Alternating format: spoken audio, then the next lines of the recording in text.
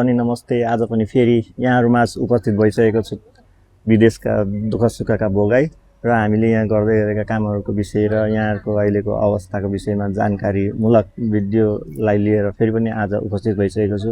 आज पनि मसँग मेरो गेस्टको रूपमा हुनुहुन्छ नागासरी फुटबल क्लबको सल्लाहकार, अभिभावक र राजनीतिमा पनि व्यापक नै हुनुहुन्छ दीपक राज मगर। यहाँलाई मैले मेरो आजको यो परदेशको भोगाई दुःख सुखका गुनासोको कुराकानीमा स्वागत गर्न चाहन्छु। धन्यवाद भाइ। हजुरले आफ्नो परिचय फेरि एकपटक दिन सक्नुहुन्छ? नमस्कार, म दीपक राज मगर। मेरो घर चाहिँ रामेछाप मध्यपूर्व नै भनौँ र हाल चाहिँ म यो पेनाङ राज्यको नागासरीमा चाहिँ वैदेशिक रोजगारको सिलसिलामा म अवस्थित छु भन्नु पर्यो। परदेश आउनुभएको तपाईँ पहिलो गन्तव्यको रूपमा मलेसिया हो या तपाईँ अन्त कुनै देश जानुभएको? होइन भाइ, मेरो यो चाहिँ दोस्रो पटक।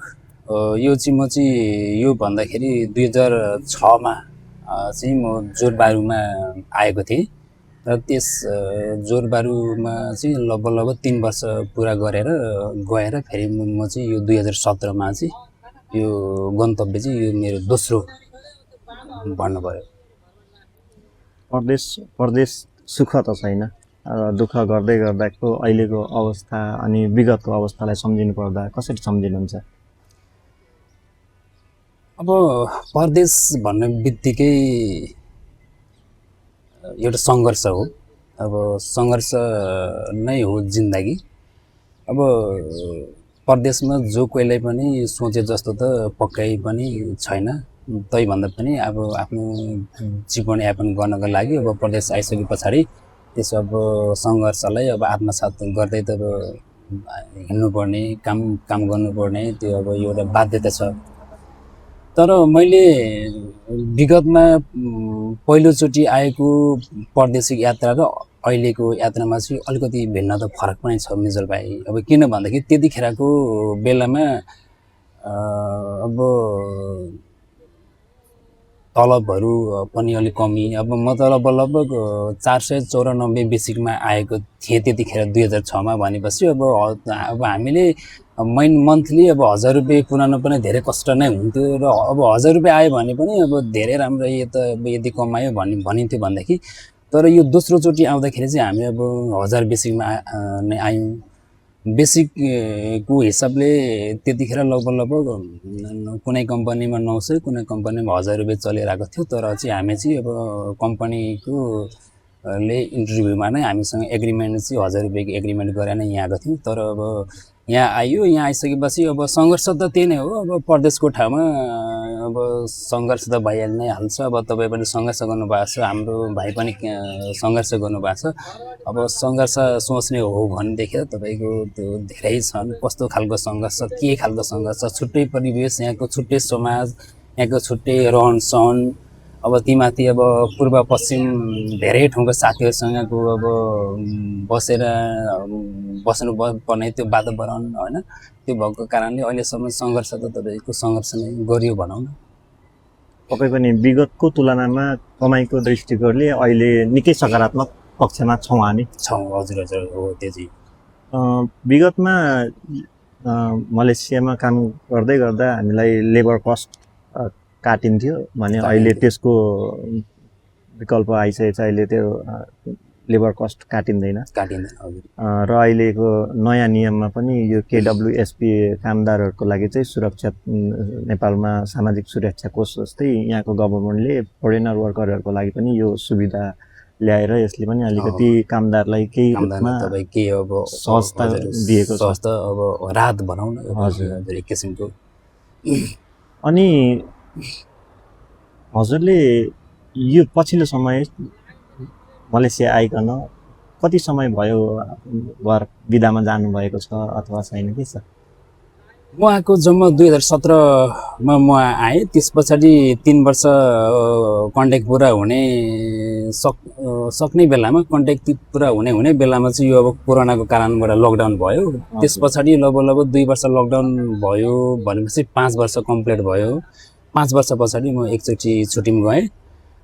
त्यतिखेर चाहिँ मेरो हजुरबाको यो वर्षा दिने काम भन्छ मरिसके पछाडि अब त्यो वर्षा दिनसम्म अब जुठोमै भइन्छ त्यो अब तपाईँको हिन्दू परम्परा अनुसार अनि हजुरबाको त्यो वर्षा दिनको कामको टाइम समय मिलाएर म 5 वर्षमा गएको थिएँ।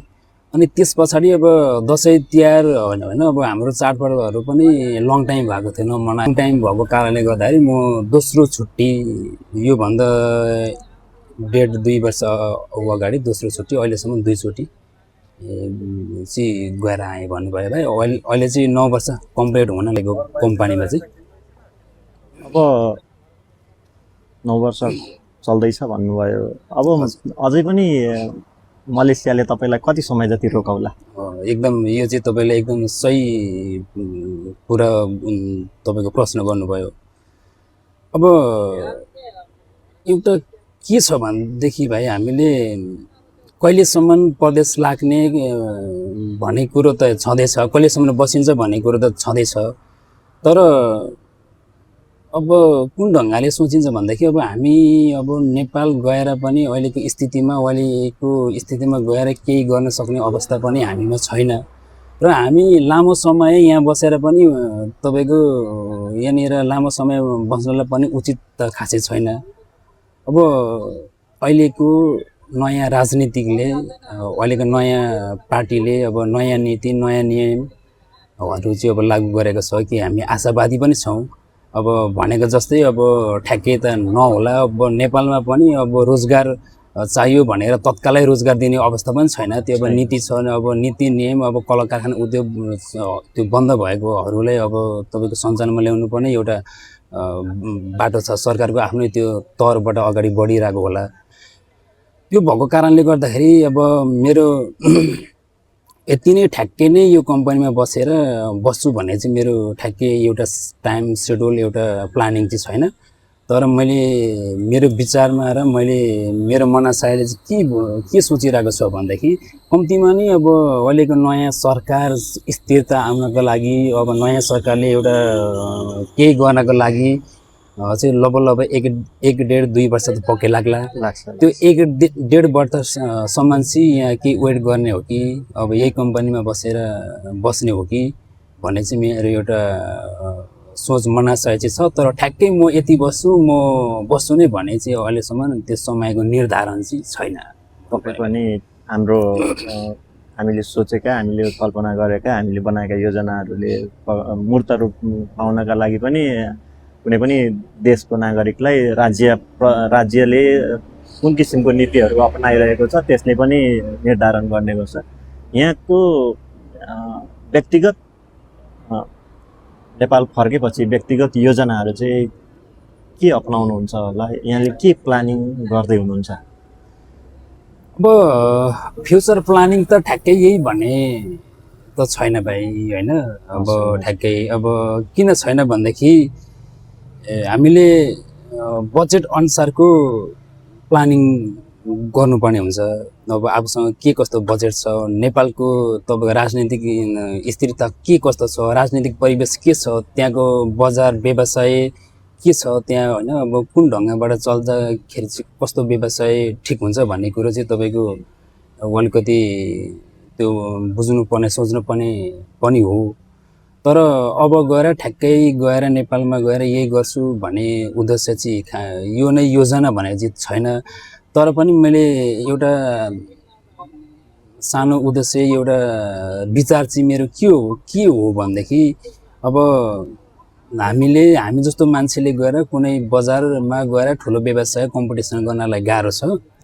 त्यो भएको कारणले गर्दाखेरि मेरो विचारमा चाहिँ अब म जन्मेको ठाउँ अब पहिला त तपाईँको सेवा सुविधा यातायात थिएन, तपाईँको बिजुली थिएन, तपाईँको स्वास्थ्य थिएन, शिक्षा राम्रो थिएन, अब बाटोघाटोको अब सुविधा केही पनि थिएन। तर अहिले त तपाईँको स्थानीय सरकार आएदेखिको बाटोघाटो स्वास्थ्य शिक्षा पनि राम्रै छ। अब त्यो भएको कारणले गर्दाखेरि अहिले चाहिँ मेरो विचारमा चाहिँ अब त्यो अलग अलग मान्छेको विचार हुन्छ, सोच हुन्छ, तर मेरो विचारमा चाहिँ कृषिमा आधारित रहेर तपाईँको हाम्रै बारीमा खेतबारीमा उब्जाउ गरेर त बाँच्ने आधार त छ नि भाइ। त्यो भएको कारणले गर्दाखेरि मेरो चाहिँ अब अहिले मेरो हाल बसाइ चाहिँ मेरो परिवारको बसाइ चाहिँ काठमाडौँ नै हो। अब छोरीको शिक्षाको लागि, छोराको शिक्षाको लागि अब म त्यो ठाउँमा जन्मेको, रामेछापको त्यो उमाकुण्डाको त्यो ठाउँमा जन्मेको मान्छेले मैले जे भोगेँ, जे देखेँ, मैले जे पाएँ त्यो शिक्षा भन्दाखेरि अलिकति फरक खालको परिवेशको शिक्षा समयले मागेको अनुसारले गर्दाखेरि मेरो अब छोराछोरीको लागि चाहिँ अहिले म सहरमा छु। सहरमै के छ, अब छोराछोरीको शिक्षालाई अलिकति फोकस गरेर अब छोरीको बाटो, छोराको बाटो आफ्नो त्यो शिक्षा उच्च शिक्षा हासिल गरिसके पछाडि चाहिँ छोराछोरीको फ्युचरलाई अलिकति केही मेलोमेसो लगाइसके पछाडि चाहिँ अब मेरो प्लानिङ भनेको चाहिँ घरमा जाने, गाउँमा जाने। अब बुवा आमाले तपाईँको बनाएको घर छ, त्यत्रो जग्गा बारी छ, तपाईँको बाँझो छ, सम्पत्ति छ, अब 3टा घर छ। अब त्यहाँनिर यदि म गएर बसेन भनेदेखि मेरो बुवा आमा अहिले तपाईँको वृद्ध अवस्थामा नै हुनुहुन्छ। अबको 5-6 वर्ष पछाडि म यदि गाउँ फर्किनँ भनेदेखि अब त्यो घर, त्यो बारी, त्यो जोडेको सम्पत्ति, त्यो खण्डहर नै भन्छ भाइ। त्यो भएको कारणले गर्दाखेरि मेरो ठ्याक्कै यस्तै प्लानिङ गर्ने, यस्तै गर्ने, अब बिजनेस व्यापार होइन ठुलो यस्तो सपना बोकेको छैन। मेरो अबको 2-4 वर्ष पछाडि अब गएर चाहिँ मेरो गाउँै फर्किने, गाउँमै केही गर्नुपर्छ। अब हाम्रो तपाईँको कृषि प्रधान देश, बाँच्ने आधार छ। त्यो भएको कारणले गर्दाखेरि मेरो अब फ्युचर प्लानिङ भनेको गाउँमा गएर अब जे जस्तो आफ्नो भौगोलिकले कस्तो दिएको छ, वातावरणले के दिएको छ, अब पुरानै ढङ्गबाट पनि हामी अब बाली नाली लगाउनु पर्छ पनि छैन नि त भाइ। अहिले नयाँ सेवा आएको छ, सुविधा आएको छ, अब नयाँ तरिकाले गर्न सकिन्छ। अब त्योबाट तपाईँको अब पहिला अब 5-6 महिनामा चाहिँ अब अन्न बाली उत्पादन गरिन्थ्यो भनेदेखि अहिले 2-4 महिनामा पनि उत्पादन गर्न तपाईँले सेवा सुविधा छ नि त। एकदमै त्यो भएको कारणले गर्दाखेरि मेरो त्यो ठाउँ, मेरो परिवेश, मेरो भूगोलले जस्तो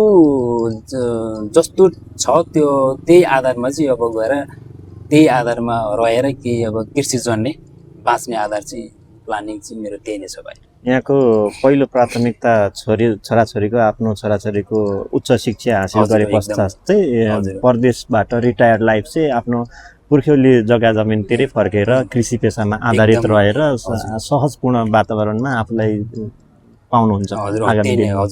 हजुर मेरो एउटा फ्युचर प्लानिङ थोरै सोचेको चिज हो त्यो। हजुर पक्कै पनि। अब अहिले यो सामाजिक सञ्जाल मार्फत हामीलाई यो भिडियो हेरिरहनु भएका सम्पूर्ण साथीहरूलाई मलेसियामा अहिले नयाँ जति पनि कामदारहरू आउँदै हुनुहुन्छ, उहाँहरूको लागि चाहिँ के कुराहरूको चुनौती देख्नुहुन्छ तपाईँले? अब चुनौती धेरै प्रकारको छ भाइ। पहिलो प्रथममा त मलेसियामा भनौँ अथवा जुनसुकै कन्ट्रीमा आउनका लागि नै पहिलो चुनौती भनेको नेपालमै छ। तपाईँको पासपोर्ट बनाउनुदेखिको लिएर अब त्यो दुनियाँ दिवन, अब तपाईँको मेन पावर तपाईँको व्यवसायीसँग ठगिने यताउताको चुनौती त त्यही नै हो। अब दोस्रो चुनौती तपाईँ नेपालबाट सबै डकुमेन्ट तयार गरेर आउनुभयो, अब मलेसिया आउनुभयो अथवा कुनै कन्ट्रीमा आउनुभयो। अब दोस्रो चुनौती भनेको अब परदेशमा आइसके पछाडि अब कस्तो छ भनेदेखि यहाँको वातावरण, यहाँको घुलमिल तपाईँहरूले सबैले देखिरहनु भएको छ। मलेसियामा अब लुटपाट भयो होइन, अब तपाईँको हत्या भयो, यो यहाँकोहरूले गरेको सबैलाई अब थाहै छ। अब त्यसमा पनि चुनौती के छ भनेदेखि अब यहाँ आइसके पछाडि अब कम्पनी कस्तो पर्छ, पहिलो चुनौती त्यो हो तपाईँको।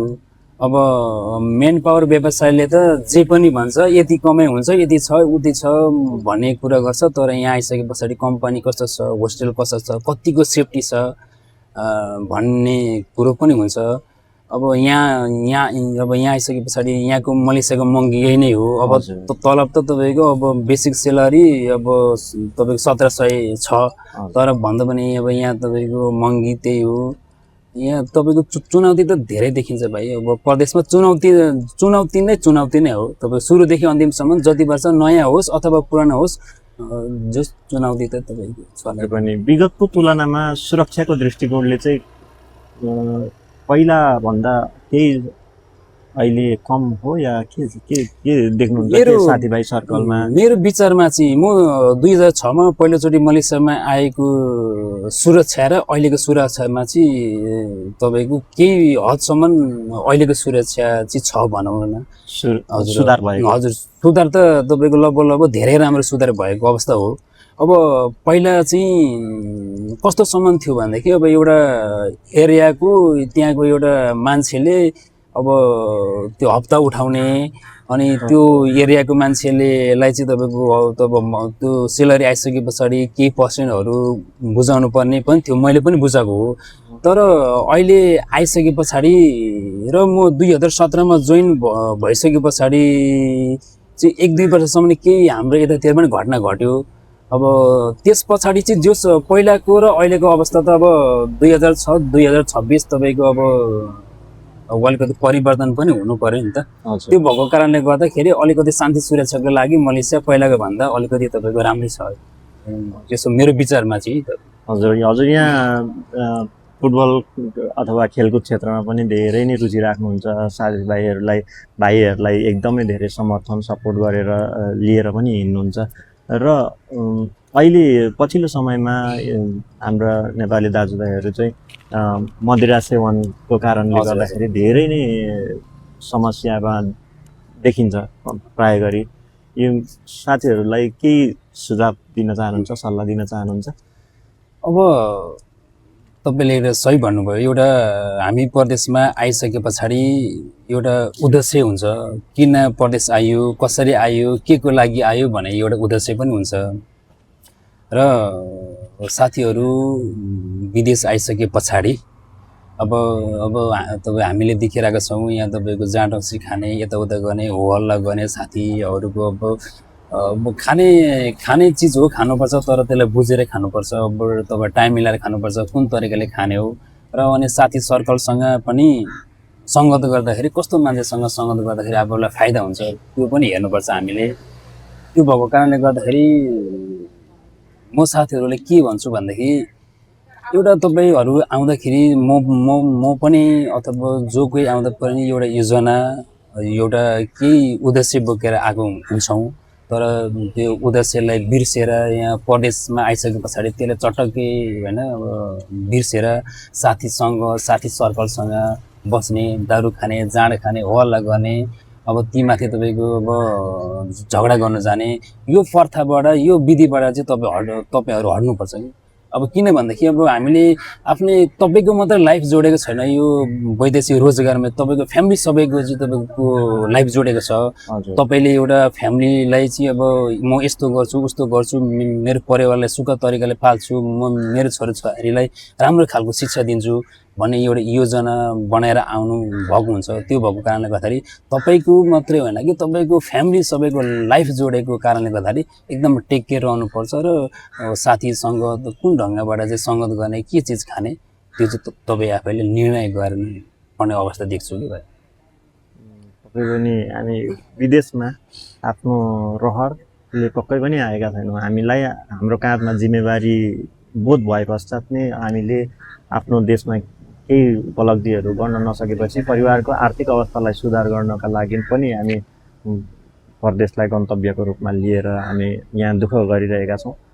यस कारणले गर्दाखेरि हामीले बाहिरका यावत कुराहरूलाई अनदेखा गरेर हामीले आफ्नो स्वास्थ्यको ख्याल गर्दै आफ्नो परिवारलाई सम्झेर र आफ्नो कम्पनीको पोलिसी अनुसार हामी चल्नुपर्दछ।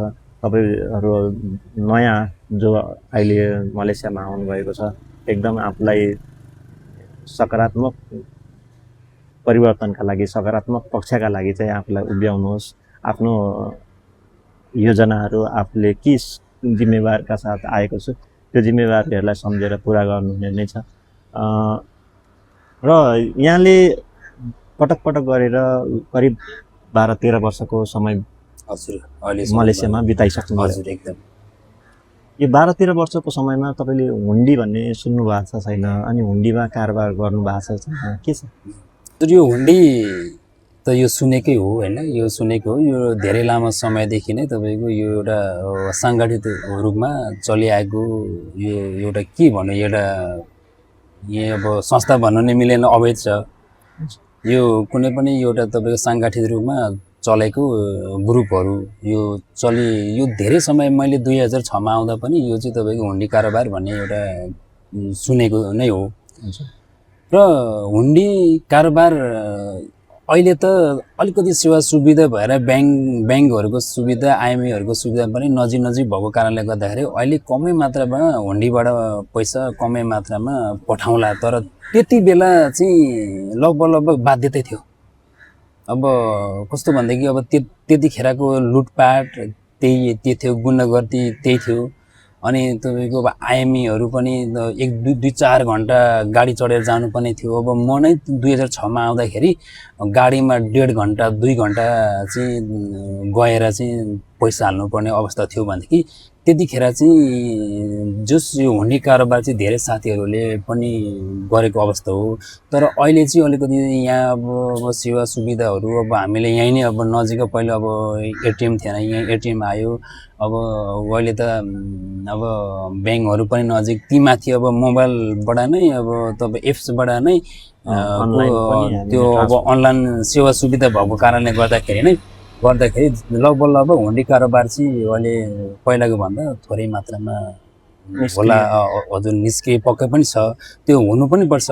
मैले पनि केही समय योभन्दा अगाडि तपाईँको 1-2 चोटि कारोबार चाहिँ नगरेको होइन। 2003मा मलेसिया 6मा आउँदाखेरि हजुर त्यो त्यतिखेर चाहिँ बाध्यतै थियो। अब किन भनेदेखि अब त्यहाँको शान्ति सुरक्षा अब त्यो अलिकति खतरा भएको अवस्थाले गर्दाखेरि अब त्यहीँको अब सुरक्षा चुनौतीकै कारण पनि त्यो गर्नुपर्ने त्यो बाध्यता थियो।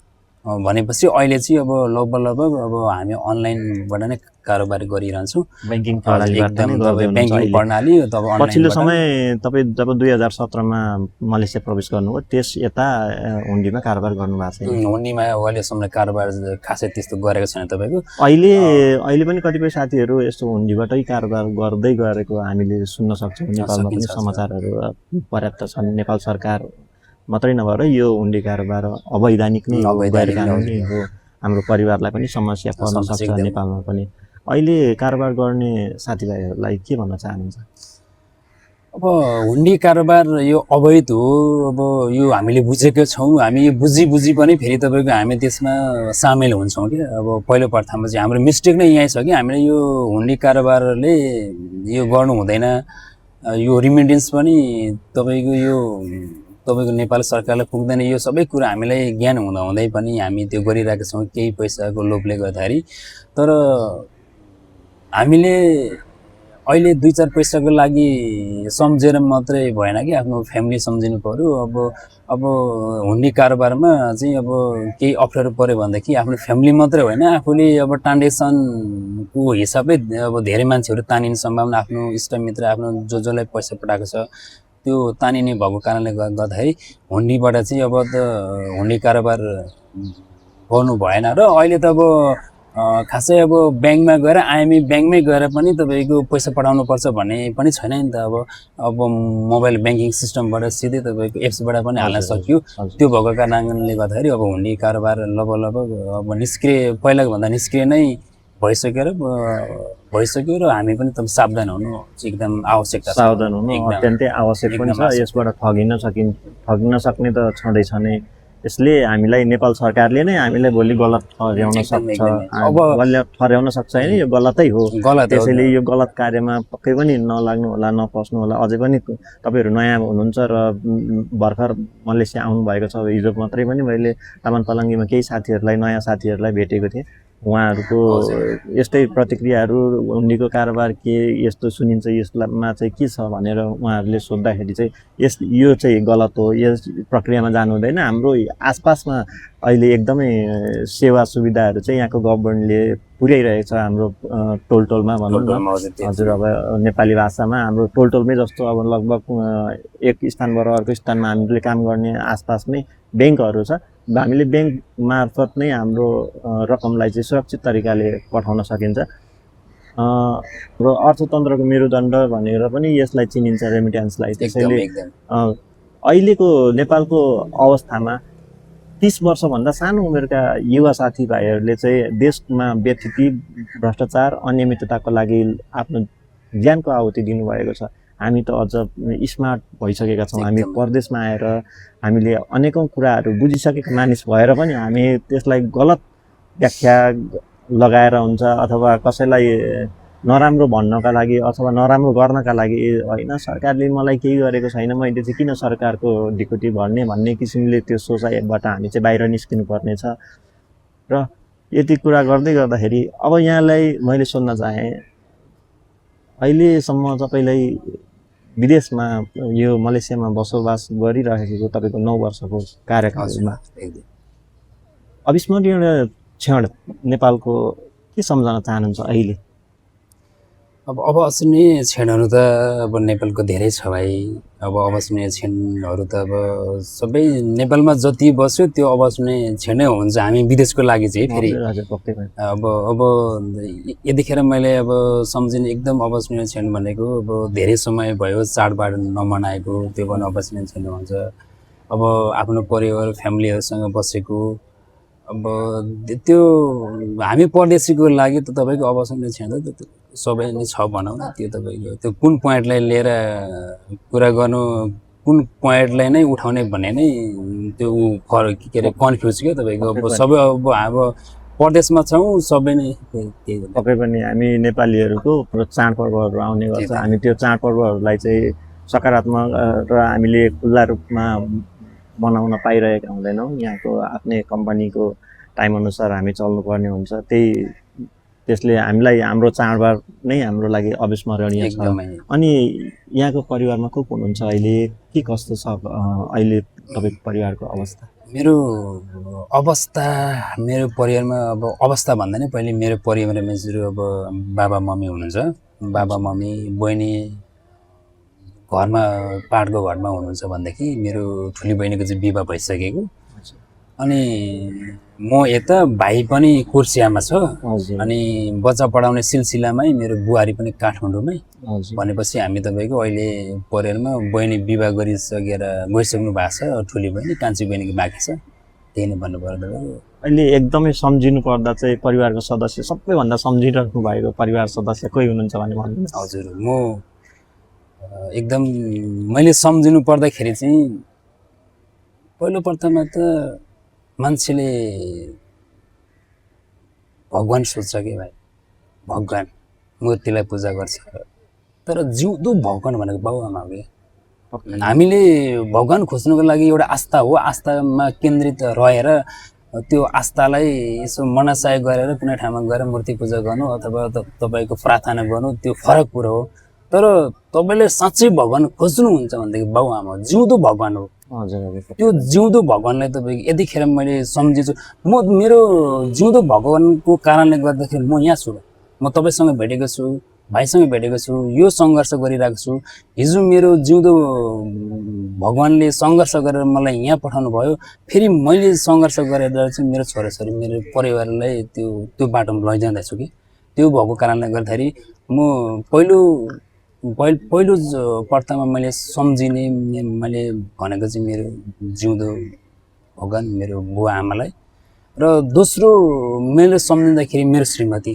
हजुर, मेरो श्रीमतीलाई म कुन तरिकाले सम्झिन्छु भनेदेखि मेरो श्रीमतीको कारणले गर्दाखेरि मेरो जे छ अहिले जे छु, जुन सङ्घर्ष गरेको छु र जे भएको छ मेरो श्रीमतीको हात छ कि। हजुर, पक्कै पनि भनिन्छ एकजना पुरुष मान्छेको केही सफल हुनु पछाडि श्रीमतीको एउटा हात हुन्छ, नारीको हात भन्ने गरिन्छ। कहानी नै छ उहाँको। कहानीको लागि कहानीले मूर्त रूप पाएको पनि उहाँले कुरा गरिसक्नु भएको छ। हाम्रो यो ओदारी अफिसियलमा यो भिडियो तपाईँहरू कुन ठाउँबाट हेर्दै हुनुहुन्छ कृपया प्रतिक्रिया दिन नबिर्सिनु होला र हामीसँग जोडिन चाहनुहुन्छ भने कृपया फलो गर्नुहोला। हाम्रो कुराहरू कुनै पनि कुराहरूमा चाहिँ शब्दहरू तलमाथि पर्न गएमा हामी त्यसपछि क्षमा याचना पनि गर्न चाहन्छौँ र हाम्रो दर्शक श्रोताहरूमा के भन्न चाहनुहुन्छ एक दुई शब्द? अब हजुरहरू सबैलाई नमस्कार। म के भन्न चाहन्छु भनेदेखि अब परदेशी जीवन सुखमय छैन र परदेशी जीवन बिताएका घर परिवारले पनि यो सम्झिनुहोस् कि मेरो छोरा मेरो छोरी परदेशमा गएको छ, त्यहाँ कमाएको छ, पठाउँछ। त्यो होइन, यहाँ धेरै गाह्रो छ, दुःख छ परदेशी जीवन बिताउनको लागि। त्यो दुवै पक्षले बुझ्नुपर्ने हुन्छ, परिवार पक्षले र यहाँ दुःख गर्ने पक्षले। त्यो भएर जति पनि परदेशमा हुनुहुन्छ टेक केयर गर्नुहोस्, आफ्नो स्वास्थ्यलाई ख्याल गर्नुहोस् र जति पनि परदेशी मान्छेहरूको फ्यामिलीहरू घर परिवारमा हुन्छ उहाँले परिवारहरूलाई के भन्न चाहन्छु भनेदेखि परदेशीले कमाएको पसिनालाई कसरी सदुपयोग गर्ने, कुन ढङ्गबाट सदुपयोग गर्ने, त्यसलाई पनि एकदम मध्यनजर गरेर तपाईँले सम्झिनुहोस्। लाइफ त्यसमै छ। अब परदेशीको र घरदेशीको लाइफ जोडेको हुनाले चाहिँ एउटा परिश्रम जोडेको हुनाले त्यो परिश्रमले एकदम ख्याल गर्नु होला भन्न चाहन्छु। हस् त, यहाँले यहाँ तिनजेल हेरेर हामीलाई साथ दिनुभएकोमा फेरि पनि धन्यवाद दिन चाहन्छु। र अन्तिममा एउटा प्रश्न मेरो जिज्ञासा, परदेशमा सुख छैन हो किनकि हामी परिवारसँग छैनौँ, टाढा छौँ।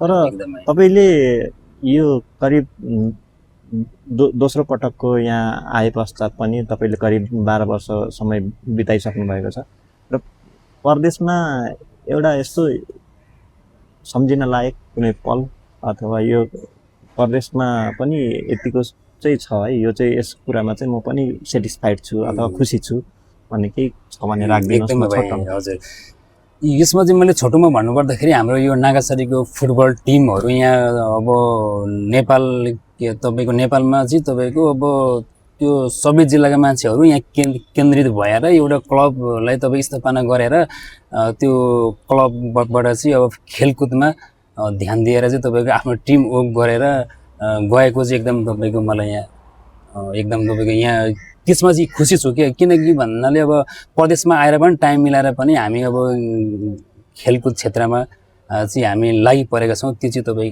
एकदम खुसी छु, सेटिस्फाइड छु भन्नु। पक्कै पनि यहाँले आजको मेरो गेस्टको रूपमा हाम्रो अभिभावक परदेशमा रहेर नागासारी फुटबल क्लबको सल्लाहकार पनि हुनुहुन्छ, अभिभावक हुनुहुन्छ र हाम्रो प्रेरणाको स्रोत पनि हुनुहुन्छ। हामीलाई अर्थी उपदेश ज्ञान गुणका कुराहरू पनि दिनुहुन्छ र यति भन्दै आजलाई कार्यक्रमबाट बिदा चाहन्छु। हस् त भाइ।